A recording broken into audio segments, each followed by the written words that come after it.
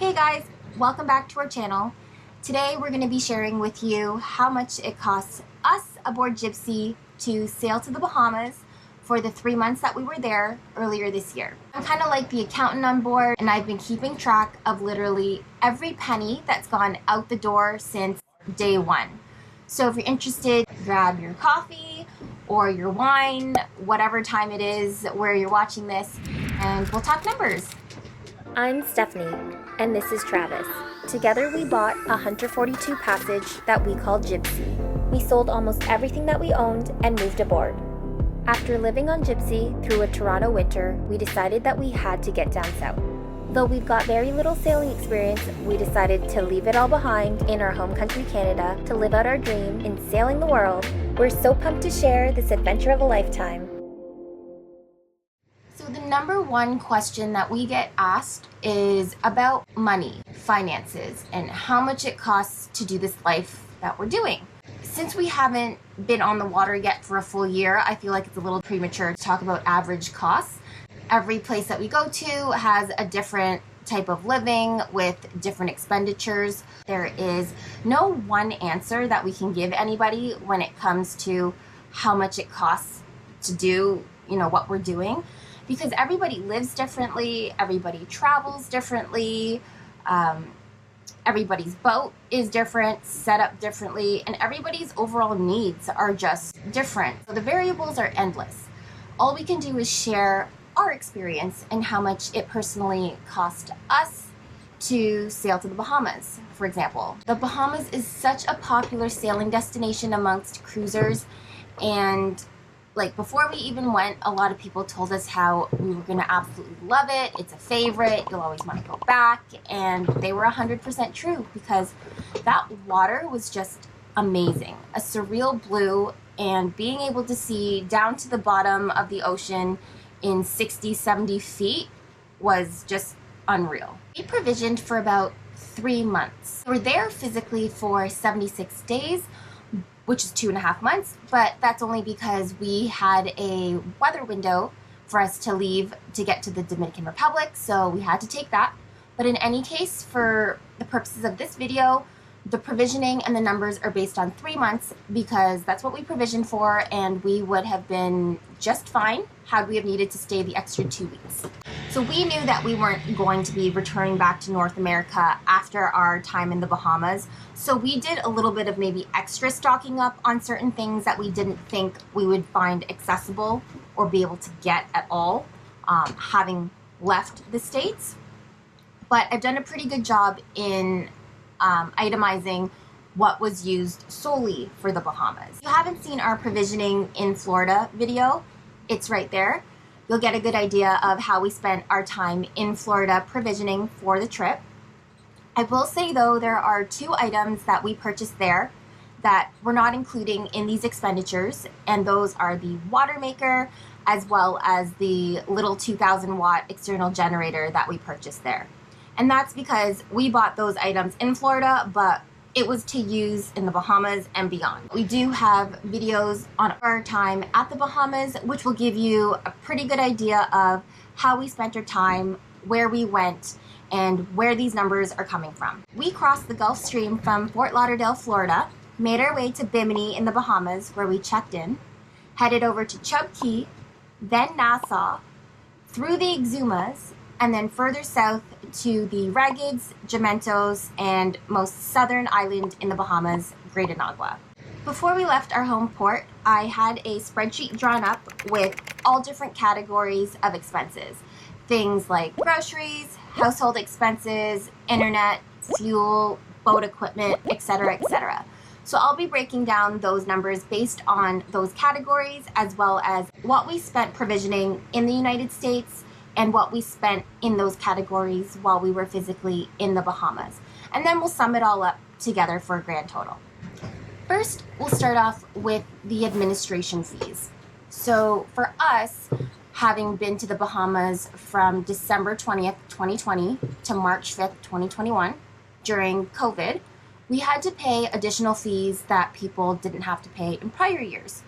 So we had to pay for lab fees to get our COVID testing done in Florida, And we also had to pay for a Bahamas health travel visa in order to apply to go to the Bahamas. So that totaled $478. Once we arrived in the Bahamas, we had to pay Customs and Immigration's $300 for our cruising permit, which was good for 90 days. That cruising permit also included a fishing permit. So all in all, for administrative/COVID and customs fees, we paid a total of $778. Next, we're going to move on to groceries. We did stock up on a lot of packaged foods and a lot of canned goods. I'd say we did pretty well. We ended up using most of what we purchased, but I would say that for canned goods, people do go crazy with the canned goods, and so did we, but I would say that we actually used most of it. We got a lot of canned soup, and for whatever reason, we were on like a canned soup thing, and we enjoyed it, so we had a lot of canned soup. But we also got a lot of canned vegetables and canned fruit, because produce is what we read and what we experienced being harder to come by when there. I mean, you can find things depending on which grocery store you're at, but I mean, sometimes you're going to pay a premium, and we weren't going to pay, like, for us, $11 Canadian for a pineapple, for example. So for those things, we stuck with canned, which did us well. I will say, though, what we learned was don't stock up on things that you don't eat in regular life. So, for example, canned green beans. We stocked up on a lot of canned green beans, and I don't know if it was because we were, like, scared that we weren't going to be able to find any vegetables, but we don't even eat canned green beans or fresh green beans all that much on land life. So to stock up on canned green beans, I mean, we had a ton of them, and we still have a ton of canned green beans. So that's what we learned.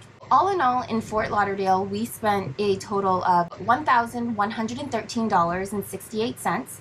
And when we were physically in the Bahamas, we spent $500.56 on groceries. There were 3 good grocery store stops, I would say, that we could restock on provisions. The first one was Nassau, and we do have a video on that where you can see some of the prices and what the grocery store was like there. And then the second one was in the Exumas, in the southern part of the Exumas, Georgetown. Georgetown is kind of like the hub for cruisers. So a lot of people hang out there, and there are good grocery stores there to reprovision for whether you're heading back north or further south. And then the third one would be Long Island, which is where we reprovisioned to head further south in the Bahamas. There are smaller grocery stores in Staniel Key in the Exumas, and that's just north of Georgetown, but there isn't a great selection. They're very small little grocery stores, and we just bought things like flour, sugar, little things that we ran out on, because obviously I baked a lot when we were in the Bahamas. So there we were able to pick up a few small items, but most people do wait until they get further south to Georgetown to restock. Next, we're going to talk about household expenses. How I would describe what I've categorized in household expenses are things that you would buy at, say, a Walmart that aren't groceries. So kitchen supplies like sponges, dish soap, trash bags, toiletries, shampoo, soap, things like that is what I've categorized here. In Florida, we spent a total of $117.93. When we were physically in the Bahamas, we spent a total of $96.72. So that totals $214.65. Next, we're going to talk about our cell phone / internet expenses. So we don't use any international calling, or we had no need for minutes. We just purchase straight data on a SIM card, and that's what we've been doing from country to country. We'll purchase a SIM card and top up on some data. Fortunately for us, before we left Canada, one of our dock neighbors at our home port had a spare Bahamas SIM card. So he gave that to us, so we already had it with us. We just had to top it up. And we didn't buy too much data. I think we purchased like 15 gigs per month. So just enough for us to update social media a little bit, post some YouTube videos, and correspond with family and friends on WhatsApp. So we managed to get away with 15 gigs per month, and our total was $162.77. Next, we're going to move on to anchorage and mooring fees. We spend 99.9% of our time on anchor. We don't stay at marinas. and we moor if we have to. So in the 3 months that we were in the Bahamas, we anchored everywhere, with the exception of the Exuma Landed Sea Park, where you're not allowed to anchor, and it cost us $70 for 2 nights. Next, we're going to move on to fuel. In Fort Lauderdale, we did fill up before crossing the Gulf Stream, and that cost us $146.73. During our time in the Bahamas, fuel for both our dinghy and Jibsea cost us $460.39. Some of you may be thinking, wow, that is a lot of money for fuel. Did you sail at all? And for us, I mean, some of that did come from the fact that we had to motor across the Gulf Stream because we had a very tight weather window and we had to take it. Otherwise, we would have had to wait another 2.5 weeks before the next kind of group of cruisers crossed the Gulf Stream from Florida. So unfortunately, we did have to motor, and that cost money. When we were in the Bahamas, it was winter time. There was more cloud cover, I would say, than obviously in the summer. So we were still trying to manage our battery usage versus our battery recharge rate, what we could have on, what we should be turning off, to be able to maximize the solar power that we were getting in to recharge our batteries. We ended up running our generator more often than we would like to recharge our batteries, and our generator runs on gasoline. We also dinghied everywhere. A lot of the keys that we went were very close together, so sometimes we would just dinghy over to the next key versus taking the big boat. When we did take the big boat, we might not have sailed as much as we would have liked, because if they were like 2 nautical miles away from each other, by the time we set up the sails, took it down, like, we were there.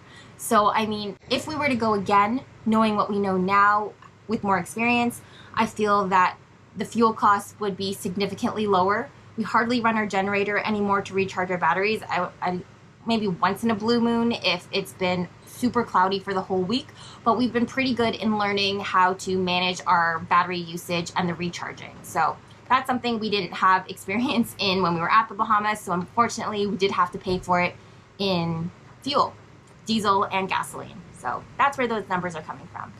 Next, we're going to talk about propane. We have 2 propane tanks. We have a smaller one that I think is 20 pounds, and then a larger one which is 30 or 35. I'll have to double check that. Now, we run our stove off of that, and when we were in Fort Lauderdale, we refilled our big tank for $46.80. And when we were in the Bahamas, in Georgetown, we had an opportunity to refill our smaller tank, and that cost us a total of $32. $78.80 filling both our propane tanks. Mind you, we had propane, we just wanted to make sure that they were topped up and full if we had the opportunity, and those last us a long while. Next, we have boat equipment. In Fort Lauderdale, we spent a total of $236.28 getting little things on the boat that we thought we needed in case, like, I don't know, grease, a grease gun, oil, filters. We didn't have any big projects or anything that we felt extra that we needed to purchase at the time. And fortunately for us, we did not have to purchase any sort of boating equipment or anything like that when we were physically in the Bahamas. So in the Bahamas, we spent a total of $0 on boating equipment. Next, we're going to talk about dining out. So we try to make as much food as we can on board and limit the amount of times that we dine out. In the Bahamas, that's easy to do, especially in the Exumas, because there's just nothing around. But in any case, we do try to limit the amount of times that we go out to eat. We do go out occasionally with friends. We went out a total of 6 times, and that cost us $277.52. Laundry. We do most of our laundry on board in a bucket, hand washing. There was one time in the Bahamas that we did go to a laundromat to get some sheets and towels done, and that's because we had the opportunity to tag along with our friends who invited us in their rental car for the day, and that was one of the stops. So, of course, we took them up on that offer, and we spent a total of $10.50 on laundry. Entertainment. What I've categorized in entertainment are things like if we had to pay a tour guide, tips for tour guides, alcohol as well. So like, say we just went to a bar. We didn't go to eat at a restaurant. It was just to have a beer at a bar. Also, alcohol that we purchased at the grocery store. We're not big drinkers on Jibsea, so that's kind of why I categorized it this way. In Fort Lauderdale, we spent a whopping $40.12 on liquor and beer. And I mean, a bottle of liquor will last us a pretty long while. In the Bahamas, we spent $46.96. So when we add all of those numbers together, we get a grand total of $4,136.96. If we divide that by the 3 months that we provisioned for, that equates to $1,379 per month, or about $46 per day for the two of us. Not so bad. I mean, keeping in mind we had to pay almost an extra $500 for COVID testing and travel health visas that you normally wouldn't need to, that's like more than 10% of our total expenditures. We were happy to pay that because we were lucky to be able to travel to such a beautiful place during a global pandemic. Well worth it. Thank you so much for watching this video. I hope you enjoyed it. Hope you found it helpful, insightful. Maybe it settled some curiosities you may have had. And if you're planning a trip to the Bahamas, I would encourage you to do the same and track your expenses. Maybe you've had a previous trip to the Bahamas and you've tracked your expenses. I would love to hear how your numbers worked out and what your expenses were like when you were there. So please feel free to share that in the comments below. Please don't forget to subscribe to our channel, give it a thumbs up, comment, all that good stuff that really helps us out a lot. And as always, thank you so much to our Patreons who give us a little bit of extra support, because without you guys, we wouldn't be able to travel to such beautiful places and continue to document the videos to share with you guys. So thank you so much appreciated, and we will see you next week. Bye! Welcome back to our channel. Today we're going to be sharing with you how much it cost us aboard Jibsea to sail to the Bahamas. Generated quite a lot of fuel. Okay.